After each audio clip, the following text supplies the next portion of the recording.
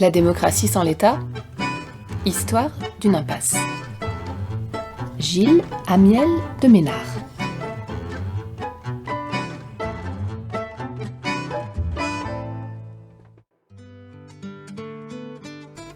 Il va donc falloir faire retour sur ce qui lie historiquement et pratiquement la société contemporaine avec l'État, la politique et la souveraineté, afin de comprendre la tension de ces facteurs avec l'autonomie de l'économie et l'individualisme. Le processus concret qui vient cristalliser ces contradictions depuis plusieurs décennies est celui de la mondialisation, concept qu'il va falloir préciser.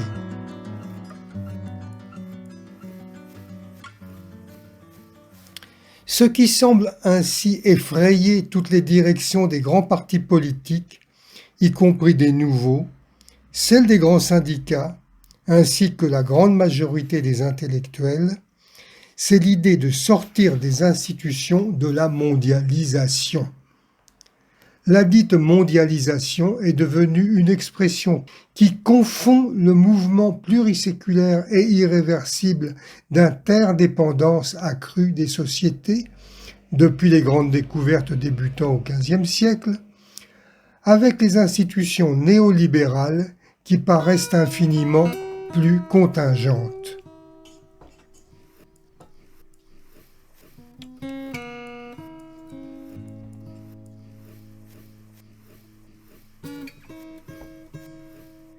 Cet amalgame rajoute encore à ces facteurs hétérogènes les innovations techniques récentes qui favorisent une interconnexion mondiale accrue, à savoir la révolution du numérique et de l'informatique, celle du conteneur pour les transports et jusqu'aux problèmes écologiques. Devenues l'équivalent d'un destin historique, les institutions néolibérales se fondent commodément dans la fatalité de la mondialisation. Elles se font de la sorte passer pour des faits objectifs inéluctables, un processus sans sujet, alors qu'elles ne sont issues que de très banales décisions politiques et en tant que telles restent parfaitement réversibles.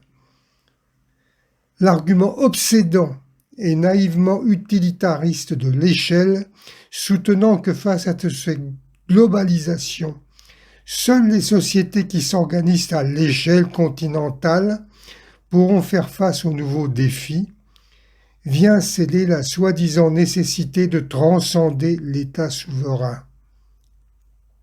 L'écologie courante, avec sa pointe avancée, la collapsologie, tout comme le libre-échangisme et l'européisme, vont plus loin et ont pour horizon un proto-État mondial, ou du moins des institutions mondiales spécialisées qui prendraient les décisions nécessaires qui s'imposent d'un point de vue technique pour régler les problèmes qui se posent à l'échelle du monde.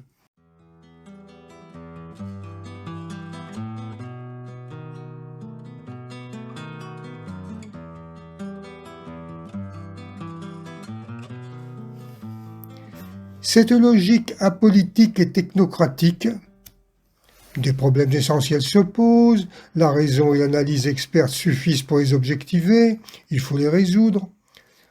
Renouvelant l'esprit du despotisme éclairé et du saint-simonisme, fait fi de l'unique fait anthropologique véritablement universel, l'homme ne vit humainement qu'en société, et non pas comme un simple individu ou comme un citoyen du monde, simple oxymore et proclamation vide de toute portée pratique.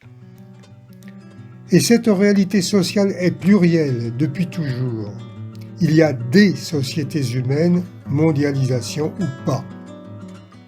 De ce fait, les problèmes sociaux dépendent des institutions sociales de chaque société et ne peuvent se régler qu'à l'échelle non pas des problèmes du point de vue de Sirius, mais de celle de la vie sociale concrète, à savoir celle des sociétés réellement existantes. Ce n'est que dans les sociétés disposant d'un État souverain que les grandes réorientations peuvent advenir, parce que les conditions pour les rapports de force et les arbitrages qu'implique toute rupture institutionnelle conséquente, qu'elle soit économique, sociale ou écologique, sont ici réunies.